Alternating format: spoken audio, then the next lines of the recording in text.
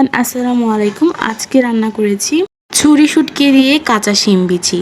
চলুন পুরো রেসিপিটা দেখে নেওয়া যাক। তার জন্য একটা কড়াইয়ের মধ্যে আমি তেল নিয়ে নিয়েছি। এবার দিয়ে দিয়েছি পেঁয়াজ কুচি, তারপর দিয়েছি হলুদ গুঁড়া, তারপর দিয়েছি লাল মরিচের গুঁড়া, আপনারা স্বাদ মতো দিবেন এটা।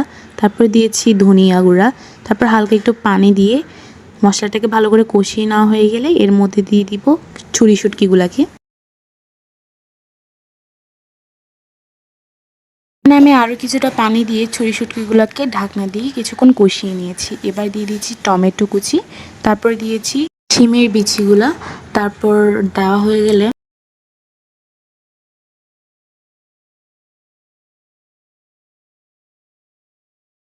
এখানে কিন্তু আমাদের ঝোলটা কমে আসছে, শুকিয়ে আসছে। এখানে তবু আমি হালকা একটু কম ঝোলের মধ্যে সিদ্ধ করে নিয়েছি ওগুলোকে ভালো করে।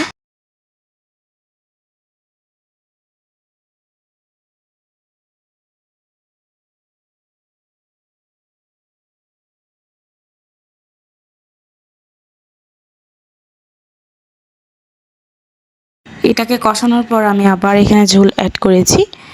তো শিম যতক্ষণ সিদ্ধ হয়ে আসছে ততক্ষণ আমি ঢাকনা দিয়ে সিদ্ধ করে নিব। শিমটা যখন সিদ্ধ হয়ে যাবে আমার তরকারি হয়ে যাবে। কার কার এই তরকারিটা খেতে ভালো লাগে অবশ্যই কমেন্টে জানাবেন।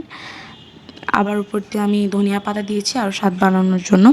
আজকের ভিডিওটা কেমন লেগেছে অবশ্যই কমেন্টে জানাবেন। ভালো লাগলে লাইক কমেন্ট শেয়ার করে দিবেন।